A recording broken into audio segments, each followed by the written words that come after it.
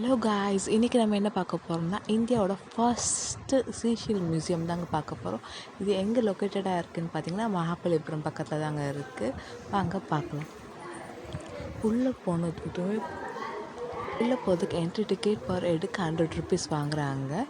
சீஷியல் museum ரொம்பவே அழகாக இருக்குது. பார்த்திங்கன்னா எவ்வளோ சிற்பிகளும் அந்த சங்குகளும் எவ்வளோ வெரைட்டியாக இருக்குதுன்னு பாருங்கள். நம்மளுக்கு தெரிஞ்சதெல்லாம் கொஞ்சம் கொஞ்சம் தான் நம்ம பார்த்துருப்போம். ஆழ்கடலுக்குள்ளே போனால் தான் நம்ம இந்த மாதிரி பார்க்க முடியும்.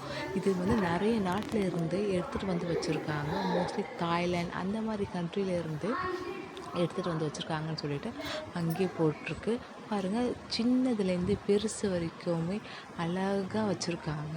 எவ்வளோ அழகாக இருக்குதுன்னு பாருங்கள். ஃபஸ்ட்டு என்னடா இது சீஷியல் மியூசியம்ட்டாங்க, சரி கொஞ்சமாக தான் வச்சுருப்பாங்கன்னு போய் பார்த்தா போன உடனே எங்களுக்கு அதிர்ச்சியும் வியப்பாகவும் தான் இருந்துச்சு. ஏன்னா இவ்வளோ அழகாகவே வச்சுருக்காங்க.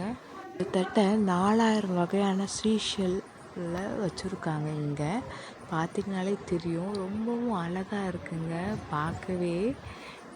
ஒவ்வொரு விதமாக இருக்குது. நம்ம எங்கேயுமே பார்த்துருக்க மாட்டோம். அந்தளவுக்கு நல்லா யூனிக்காக இருக்குது. மட்டும் இல்லை, இந்த மியூசியம் வேர்ல்ட் ரெக்கார்ட்லேயும் இடம் பெற்றிருக்கு.